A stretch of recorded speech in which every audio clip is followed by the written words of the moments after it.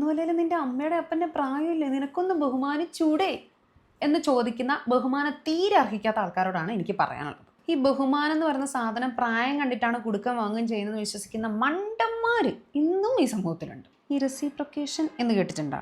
ഇങ്ങോട്ട് ചെയ്യണത് അങ്ങോട്ട് കൊടുക്കാം. ഇന്നത്തെ കാലത്ത് അതാ ഏറ്റവും ബെറ്റർ.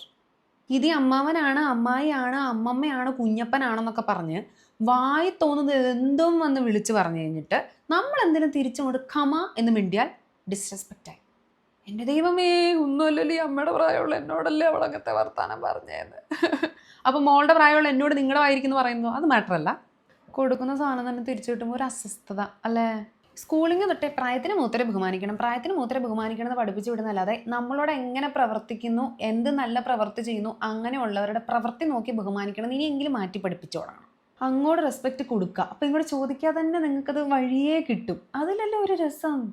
ഇതെനിക്ക് പ്രായക്കൂടുതലായതുകൊണ്ട് എന്നെ റെസ്പെക്റ്റ് ചെയ്യുമെന്നും പറഞ്ഞ് അങ്ങനെ വരുന്നവരെ കണ്ടോണം ഈ തേക്കാത്ത ഭിത്തിയിലെടുത്തിട്ട് ക്ലേ ക്ലേ ക്ലേ ക്ലേ അങ്ങോട്ടും ഇങ്ങോട്ടും ഉരച്ചു കൊടുക്കണം. ഇതിൻ്റെ കൂടെ തന്നെ പറയേണ്ട കാര്യമാണ്, ആവശ്യമില്ലാത്തടത്ത് വന്നിട്ട് അഭിപ്രായം പറയുന്ന ചില ആൾക്കാർ ഒരു കാര്യം ഉണ്ടായിരിക്കില്ല കേട്ടോ. കണ്ണിനകത്ത് വലിയ തടി കഷ്ണം വെച്ചിട്ടാണ് കരട് എടുക്കുന്നവരെ കണ്ണി പോയിട്ട് കരട് എടുത്ത് കളാന്ന് പറയുന്നത്. എന്തൊരു നന്മ മരം. ഈ പ്രായം വെച്ചിട്ട് ഇവരങ്ങോട്ട് കളിക്കരുത്, മനസ്സിലായാ?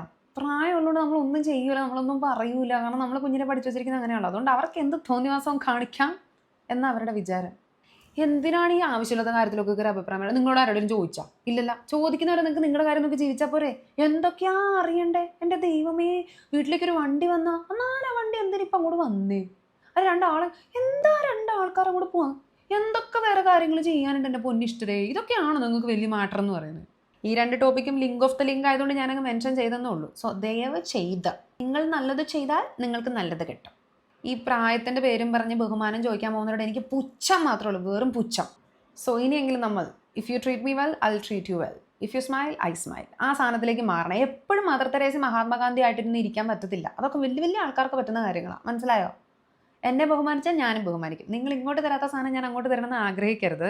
ഞാനിത് പറയുന്നത് കൊണ്ട് if you call me a bitch, I am a better bitch. ഒന്നുമല്ലെങ്കിലും നിന്റെ അമ്മയുടെ അപ്പൻ്റെ